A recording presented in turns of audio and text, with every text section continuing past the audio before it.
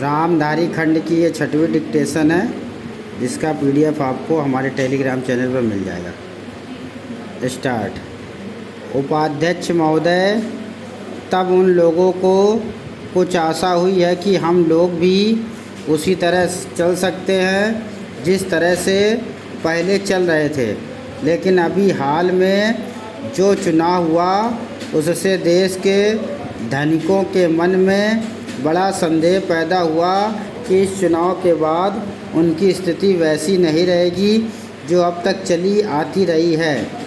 गरीबों और अमीरों के बीच में अब तक जो बहुत कुछ अंतर चला आ रहा था, उसको अब तेज़ी से दूर करने का प्रयत्न किया जाएगा।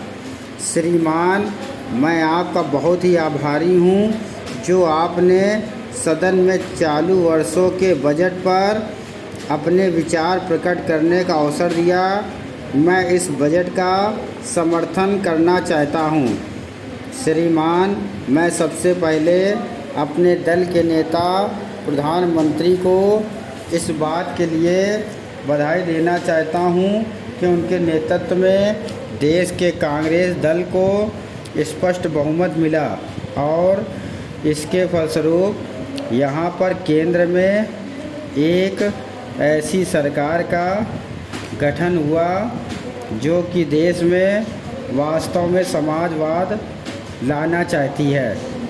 मैं वित्त मंत्री जी की इस बात के लिए बधाई देना चाहता हूँ कि लोकसभा के मध्यावधि चुनाव में जनता द्वारा कांग्रेस दल को जो आदेश दिया गया था उन्हें स्मरण है और वह तन मन धन से उसका पालन करना चाहते हैं। वह आदेश था देश में सामाजिक और आर्थिक विषमता दूर करने का, देश से गरीबी, बेकारी और बेरोजगारी को हटाने का और देश के जो पिछड़े हुए हिस्से हैं उनका पूरा विकास करने का। साथ ही साथ इस बात का भी आदेश था कि देश के अंदर इस प्रकार की सामाजिक और आर्थिक व्यवस्था पैदा की जाए जिसके अंतर्गत जनता शोषण से मुक्त हो। श्रीमान, यह ठीक है कि देश में कृषि के क्षेत्र में उत्पादन में वृद्धि हुई है, परंतु इसके साथ ही साथ यह भी दृष्टि में रखना चाहिए कि लागत में भी पूरी वृद्धि हुई है। इसके लिए आवश्यक है कि सिंचाई के साधन बढ़ाए जाएं और अधिक उन्नत बीजों का प्रयोग किया जाए। आज कृषकों को कृषि के यंत्र मिलने में बहुत कठिनाई हो रही है। जैसे छोटे छोटे ट्रैक्टरों का देश में बड़ा अभाव है।